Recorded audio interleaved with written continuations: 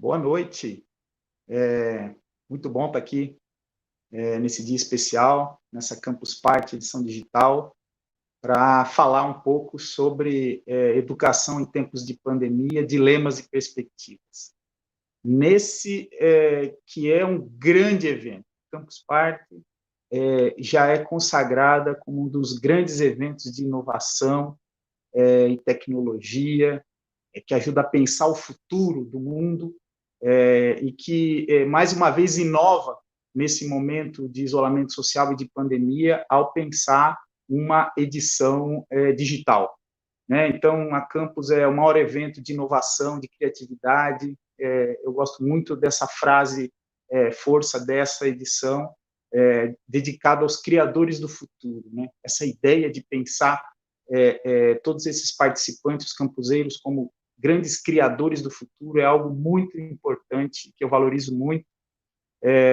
Gostaria de parabenizar a equipe da Campus pelo grande desafio de estar organizando uma edição digital em 31 países, 5 continentes.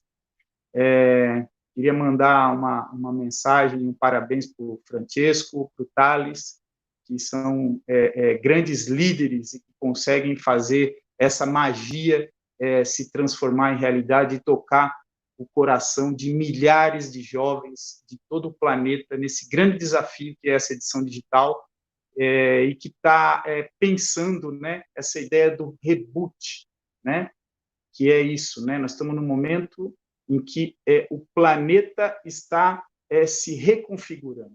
Eu digo que a gente não tem mais um planeta como a gente tinha no passado, e a gente precisa ajudar a construir esse novo planeta diante desse desafio e desse momento crítico, desse momento de crise planetária, que é a crise advinda do coronavírus, e que pode ser uma grande oportunidade para a construção de um planeta mais sustentável, em que os objetivos de desenvolvimento sustentável seja uma grande matriz para a renovação do planeta. Como eu falei, o desafio que está colocado para mim aqui hoje é falar um pouco sobre educação em tempos de pandemia, dilemas e perspectivas.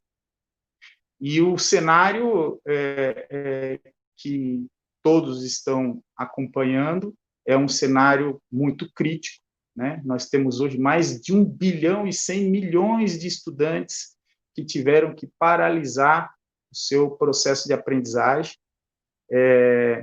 isso em mais de 143 países, 70% da população escolar do planeta foi afetada pela crise da pandemia do coronavírus. No Brasil não é diferente, mas é muito importante a gente entender que essa crise, esse dilema que está colocado para nós, ele é um dilema, mas, ao mesmo tempo, ele abre a possibilidade de oportunidades e perspectivas. Mas eu quero falar primeiro sobre o desafio, sobre o dilema que está colocado hoje, e eu coloco ele em 3 grandes eixos. Primeiro, o grande desafio para garantir a aprendizagem, que demanda a questão do acesso. A gente não consegue viabilizar qualquer possibilidade de aprendizado sem o acesso à tecnologia, à infraestrutura tecnológica e a dispositivos para que as crianças e jovens e os professores e os profissionais da educação consigam fazer um processo inovador de mediação baseado no uso intensivo de tecnologia. Mas a própria Campus Party já sinaliza, já dá o rumo do que é esse desafio e essa possibilidade, que é essa grande iniciativa de você ter uma campus num formato digital acontecendo em 31 países dos 5 continentes. Só aqui no Brasil, com várias edições, aqui a edição de Goiás, a edição do DF, a edição do Amazonas, e em vários países da América Latina, da Europa, da América do Norte, enfim, por todo o planeta, uma grande mobilização para pensar esse desafio sobre diversas formas, tendo como eixo a inovação e tendo como eixo pensar o futuro dessa nova geração, que precisa necessariamente incorporar a tecnologia. Então, um primeiro grande eixo, um primeiro grande desafio que está colocado é o desafio do acesso. Nós precisamos fazer um grande plano Marshall de garantia do acesso à tecnologia, do acesso à banda larga e do acesso a dispositivos para as nossas crianças e jovens e professores. No Brasil, que é um país muito desigual, a gente não pode ver a educação como um eixo de cristalização da desigualdade ou de amplificação dessa desigualdade. A educação tem que ser um fator de diminuição da desigualdade. Para que isso aconteça, é fundamental garantias para o acesso ao uso dessas tecnologias. Então, acesso à infraestrutura, acesso à banda larga e acesso a dispositivo para estudantes e professores. Então, esse é um grande eixo. O segundo grande eixo, que, na minha avaliação, precisa inspirar, né, todas as equipes gestoras e todos os mais de 2 milhões de professores brasileiros que hoje estão pensando esse desafio na educação básica do país, para mais de 48 milhões de crianças e jovens que estão hoje matriculados em escolas públicas e privadas de educação básica do país, tem a ver com a personalização. A gente precisa entender que é fundamental usar a tecnologia que nós estamos disponibilizando, que as redes escolares, tanto municipais, quanto estaduais, quanto federal, estão já utilizando, utilizar isso na sua máxima potência. E utilizar na máxima potência significa potencializar as capacidades de personalização do aprendizado. Não adianta simplesmente um professor ligar a sua câmera e dar a mesma aula que ele dava até março desse ano para os seus alunos numa plataforma online. Ele precisa incorporar uma série de metodologias que já estão à disposição na medida que ele está usando essa tecnologia para poder acompanhar pessoalmente a evolução de cada um desses estudantes. Então, a personalização é algo que está disponível no contexto do uso dessas ferramentas tecnológicas, dessas plataformas que estão sendo utilizadas pelas redes de ensino e que precisa ser desenvolvida na sua máxima potência. E aí, a terceira parte que eu coloco, de um lado, acesso, de outro lado, a personalização, com o uso de plataformas, com o uso de novas tecnologias inovadoras, da sala de aula invertida, tem a ver com o grande profissional que está num grande processo de revalorização, que é o profissional da educação, que é o professor. A gente não imagina como a sociedade está se ressensibilizando para a importância desse profissional. Em cada casa, uma família que tenha crianças ou jovens em idade escolar, em cada família hoje, a dimensão da valorização do professor, ela está muito amplificada pelo processo que a gente está vivendo de isolamento social e do uso das tecnologias do ensino remoto na educação básica. Então, cada família hoje, eu tenho absoluta certeza, porque eu tenho uma filha de 8 anos em casa e eu tenho acompanhado o processo de escolarização dela através do ensino remoto, tem hoje ressensibilizado a importância do profissional da educação. E isso é algo fundamental que a nossa sociedade, em termos planetários, mas principalmente em termos de Brasil, precisa aproveitar para recolocar na agenda a questão da educação, da valorização da educação como um eixo de desenvolvimento da nossa nação. Se hoje nós passamos por uma crise de várias ordens, a crise do ponto de vista econômico, do ponto de vista ético, do ponto de vista político, na gênese dessa crise, você tem ainda um descompasso, um descompromisso com as questões educacionais. Que esse momento de crise que nós estamos vivendo da pandemia vai possibilitar a gente ressignificar no âmbito de cada família desse país. Hoje, as oportunidades que estão colocadas para que os nossos professores sejam revalorizados estão significativamente amplificadas. E isso significa uma série de políticas e ações e iniciativas que precisam ser realizadas. Mas eu quero dar dimensão dentro do eixo da revalorização dos profissionais de educação, a importância de se pensar um amplo, um maciço processo de formação continuada dos nossos professores, para que eles consigam, a partir da dificuldade que eles estão tendo neste momento, à medida em que eles estão passando pela dificuldade de utilizar essas ferramentas tecnológicas, para que eles consigam fazer um processo de aprendizagem significativa para o uso massivo das tecnologias e da inovação na escola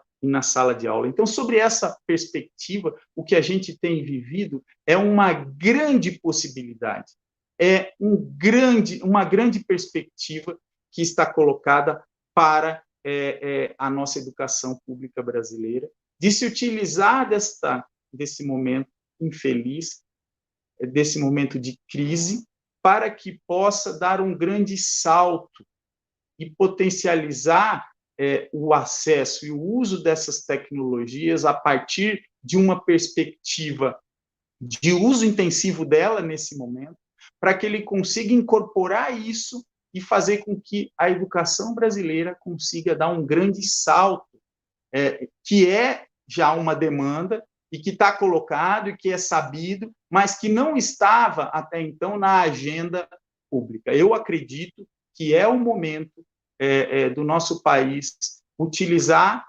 desta crise para colocar a educação no centro da agenda política nacional e a gente, com isso, dá um grande salto. Então, acesso, personalização e um massivo processo de formação de professores. E eu digo sempre que hoje nós estamos vivenciando e experimentando no país um grande laboratório, uma grande usina de experimentação do uso da tecnologia na sala de aula. Primeiro porque há uma grande explosão do que a gente conhecia como sala de aula. Ainda tínhamos grande dificuldade de incorporar o uso da inovação e da tecnologia, mas o que está colocado hoje nesse momento é uma ressignificação da sala de aula, é o uso intensivo da tecnologia por mais de 2 milhões de professores que estão usando essas tecnologias hoje, o que pode possibilitar um grande aprendizado sobre o uso dessas tecnologias.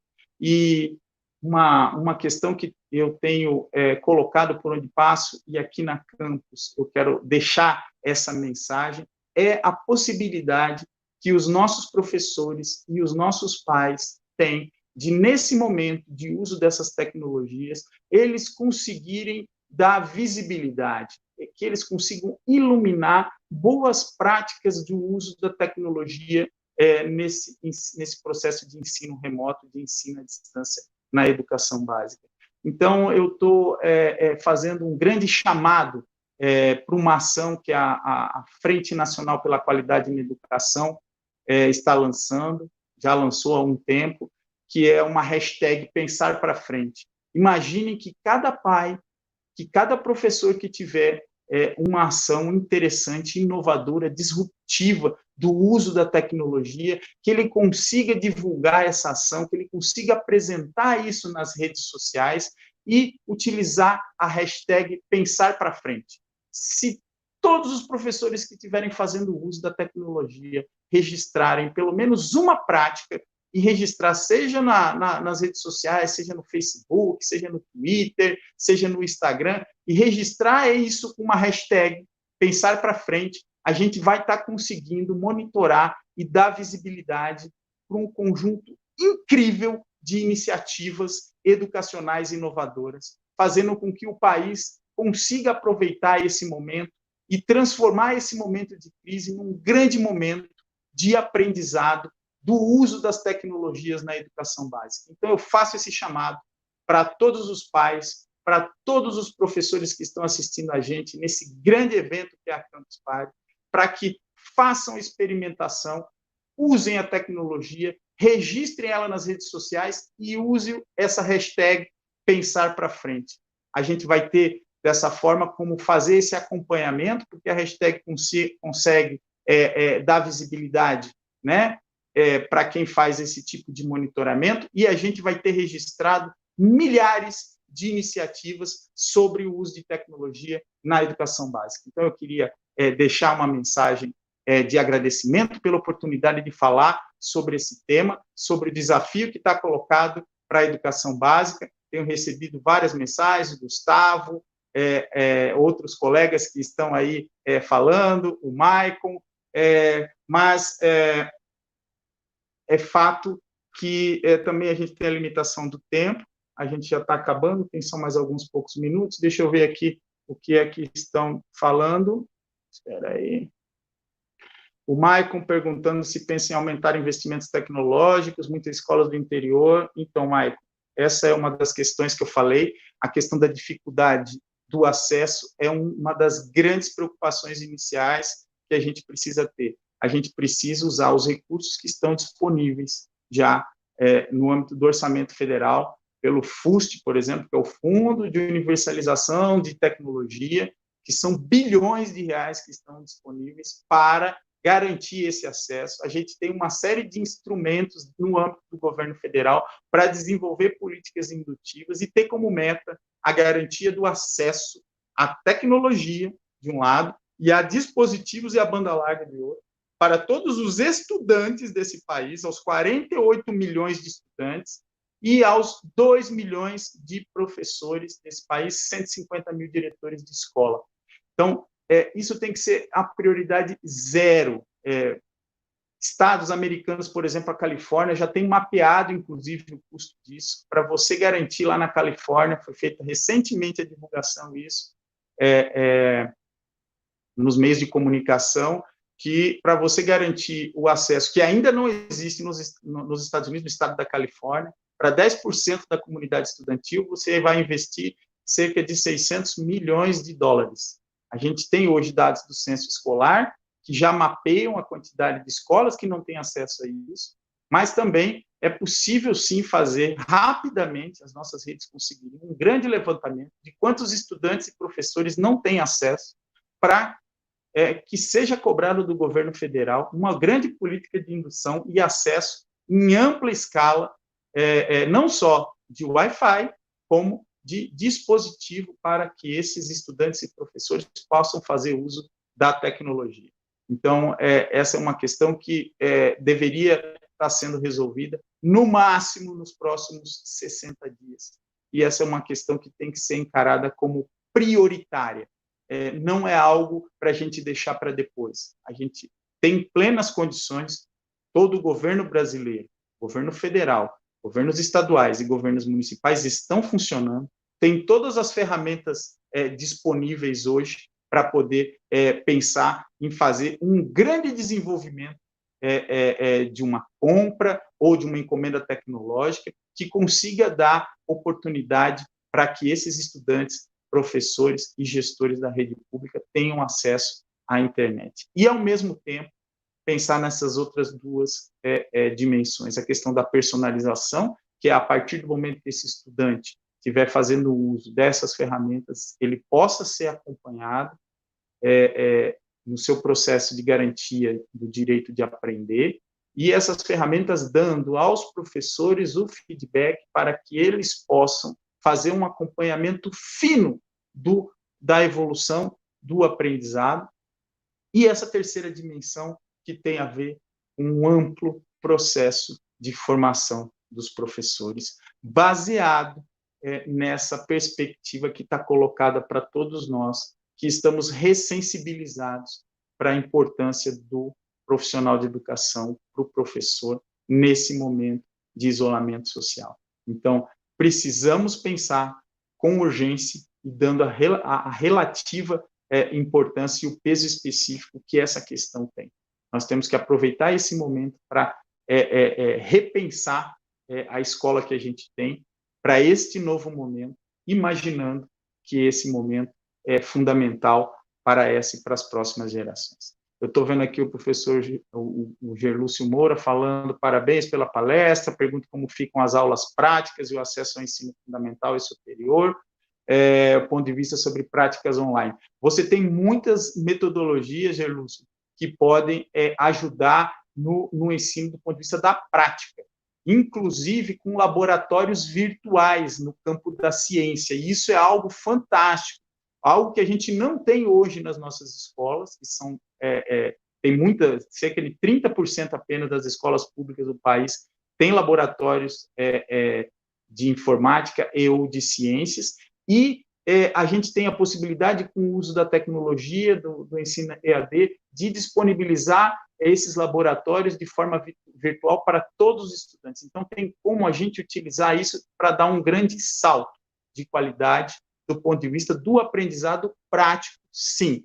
E a tecnologia está aí para isso, para poder potencializar esse processo de aprendizado, o que significa uma ressignificação de práticas, o que já está acontecendo. Eu tenho certeza que hoje os milhões de professores que estão trabalhando com ensino remoto, com metodologia EAD, já estão aprendendo que é fundamental ressignificar o entendimento de sala de aula. Não cabe mais aquela aula de um professor falando e 20, 30, 40 alunos ouvindo.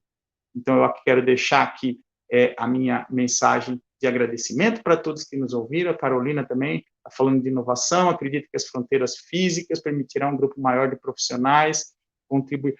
Exatamente, Carolina. É isso que a tecnologia permite. Eu assisti numa aula da minha filha, de 8 anos, um profissional da área de agricultura que falou direto do ambiente de trabalho dele, sobre a experiência dele, para 20 crianças que ficaram encantadas com o aproveitamento, né, do uso de uma videoconferência com um profissional para poder encantá-las. E isso é uma possibilidade que está colocada para a educação nesse momento. Então, deixar esse chamado para todos os nossos pais, que também estão assistindo às aulas dos nossos alunos, que registrem o que tem de bom que está acontecendo, e eu tenho certeza que tem muita coisa boa acontecendo para nas nossas milhares de aulas e turmas virtuais que tem hoje no país. Muito obrigado a Campus pela possibilidade de estar aqui trocando esse assunto, e lembre, #pensar para frente. Valeu, Francesco, valeu, Thales, obrigado pela oportunidade, sempre às ordens, um abraço.